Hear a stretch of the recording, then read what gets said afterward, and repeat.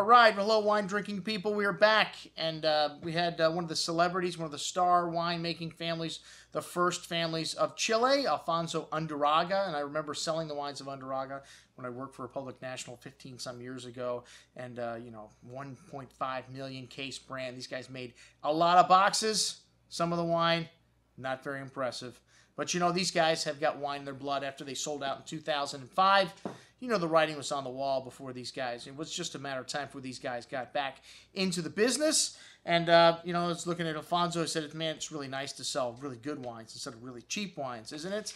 And, you could just tell he really dug the business. And these wines, really nice, that he brought by to see me today. The EQ line, which stands for Equilibrium. We had a little Sauvignon Blanc from the San Antonio Valley. This is one of the best areas in Chile for Sauvignon Blanc.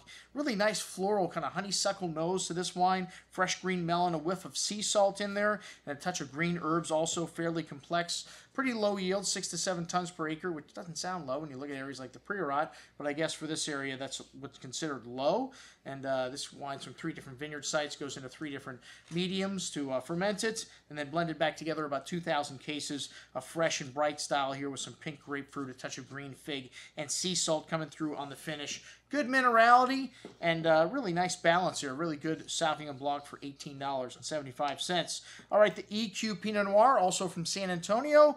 Again, 3 different parcels, 3 different clones. This wine's got a lot of that dark cherry and light kind of smoky character to the bouquet with some fresh earth and dried floral nuance there as well. A nice richness to the palate with layers of spice and that smoky flavor coming through on the finish. A really excellent bottle of Pinot Noir, but $37.50. Wow, man, that's expensive for Chilean Pinot. All right, next up, Vina Koyle, the Carmenere Reserva.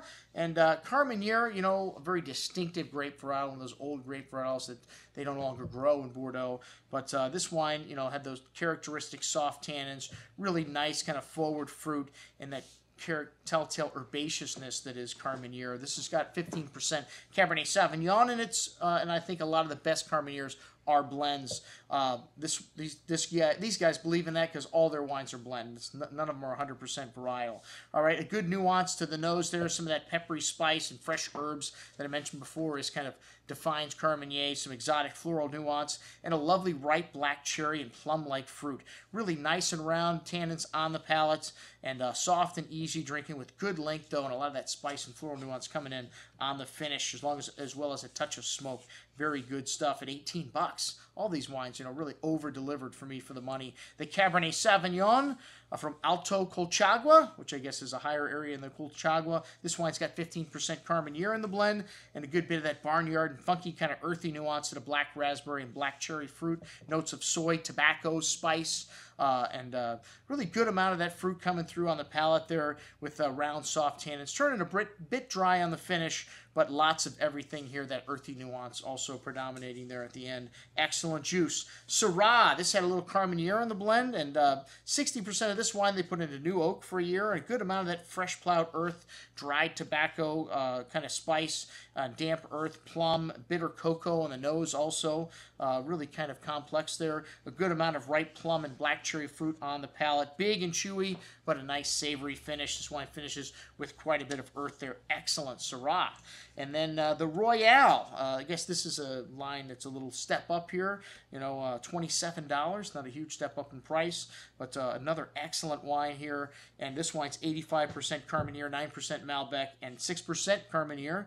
And Cabernet, sorry, 85% Cabernet. So 18 months in oak, 100% new, first and second year. Good amount of, it says 100% new first and second year.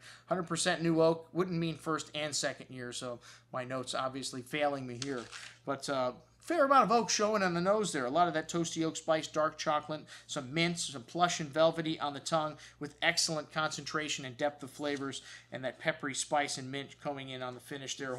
Lovely acidity holding everything together. A really excellent bottle of Cabernet there from Chile. And then these guys also do a label from Argentina, Cayu from the Val de Uco, and this wine had a lovely kind of roasted coffee, fresh black earth nuance, dark cocoa, blackberry, blueberry kind of fruit, really complex and aromatic bouquet there, big and chewy on the tongue with a velvet-like texture, and really nice structure here. Something that a lot of Malbecs don't have is that finish, and lovely toasty oak spice coming through at the end there. Big but still elegant, excellent juice there. The Malbec at $50.